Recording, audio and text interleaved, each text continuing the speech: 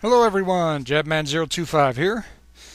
Today I'm taking a look at a little custom mech I have made, which I have titled the RX-77 Rhino. It is a variation on the gun cannon. I've always wanted to create my own custom mech, my own design, my own ideas, and recently I got a kit that was fairly cheap and I decided to use it to create this kit. I decided on the gun cannon because there are a lot of variations on the Gundam, but not as many on the gun cannon. I thought it'd be fun, so let's have a look, see what I did.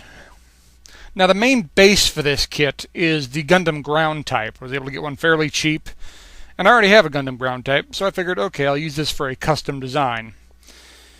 There you see the base head for the most part, and the base chest for the most part. I removed some pieces, and I'm going to be replacing them with green stuff modeling clay. I've used that in the past, and I'll be using to sculpt and sand and clean that up. There you see. The head, I kind of went for a single visor, kind of like the gun cannon, and it kind of made it look like a welder's mask. You can see I gave it two horns, kind of given that's where I got the name Rhino from. In the chest, I filled in some gaps and made it a little more smooth and one layer.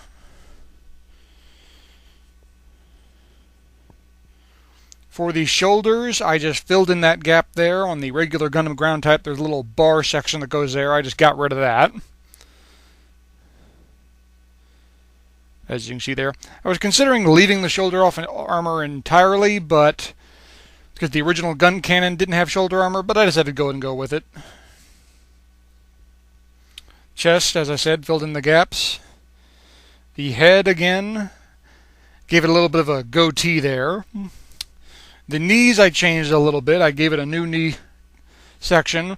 And the most difficult part of this was getting both knees to look pretty much the same. It took a lot of sanding, a lot of cleaning, a lot of measuring to get these just about the same. It didn't come out 100% perfect, but it came out pretty good. Now the colors, of course I'm doing a custom color scheme with this. For the red, I used blood red from Citadel paints. Wanted a little bit different red. See, for the head, I kind of went with a little mohawk type thing. On the shoulders, I wanted to do some striping. As you can see, they're completely uneven now, but they don't need to be, because I'm going to add some blue painter's tape and cut that straight, so when I add the second layer of paint, it'll be nice and even. Did the same thing to the legs. Wanted a stripe on the front part of the leg, and on the back at more of a curved angle.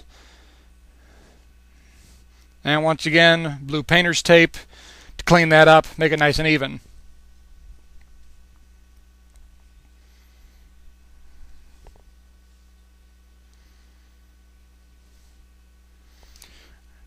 And the second layer of paint I use is obviously black, straight black from Tamiya.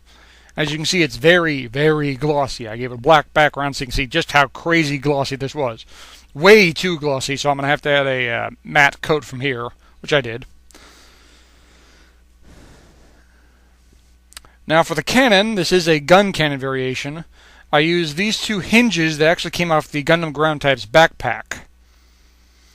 And what it's going to do is sit here on the shoulder. There's going to be one cannon it holds and one cannon on the shoulder. I modified the cannon that came with the gun ground type. I slipped that little gear in there, turned it upside down. I also added a second gun layer. The hand cannon that I'm using is a custom weapon I got called the ore gun. This was pre-molded in all the colors, so you don't have to do any painting. The cast was alright. There were a couple of air pockets I had to fill in, but it was still alright. And this wasn't that expensive, so that was kind of fun. And it's a big gun. And I wanted to do something for the backpack, so I got these parts here, which are just plumbing parts, which I got at a hardware store, glued them together, and it made two tanks, which I'm going to put on the backpack. And here you see the two cannons. This hand cannon is so huge that it pretty much takes two hands to hold it. And the one on the shoulder is on a double hinge, so it'll move just about anywhere I want. It'll go straight up, or I can fold it to the back. And you can see I added a machine gun on top of that cannon. but I won't get much posability out of the hand cannon. It's just so huge. And the tanks on the back I repainted in a titanium silver, and I think that kind of looks good against the black background.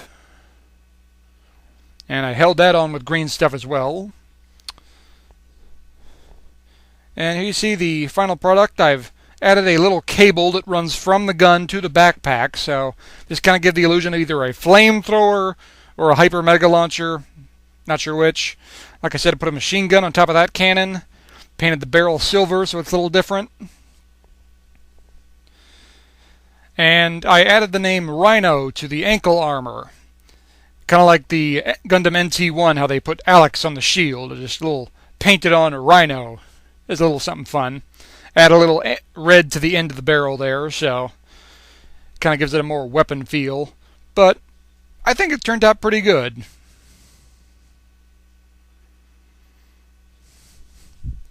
Final thoughts on this kit? I'm giving this kit a thumbs up.